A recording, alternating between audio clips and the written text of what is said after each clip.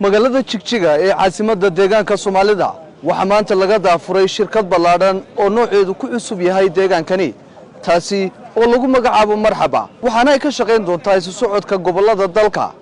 sidoo kale waxa shirkadani qayb ka gaadiidka noocyada waaweyn kuwaas oo iyaguna soo qaadi doona xamuulka isla markaasina isaga kala gooshi doona magaalooyinka waaweyn ee dalka iyo sidoo kale dalalka jaarkaba shirkadda gaadiidka Marxaba oo ka shaqeynaysa adeegyada kaargooga iyo isu socodka magaalooyinka iyo gobolada dalka iyo guud ahaanba deegaanka Soomaalida ayaa waxa laga daafuray magaalada caasimadda Jigjiga waxaana daafurka shirkadani ka soo qayb galay mas'uuliyiin ay ka mid yihiin wasiirka xafiiska ganacsiga iyo gaadiidka ee dawladda deegaanka Soomaalida mudane Cabdixakiin Sheekh Xasan ku-xigeenkiisa maayirka caasimadda Jigjiga injineer Shaafi culimaaddin madax dhaqameed mudan iyo masharaf kala duwan shirkadan cusub oo qayb ka noqonaysa shirkadaha Selma Group ayaa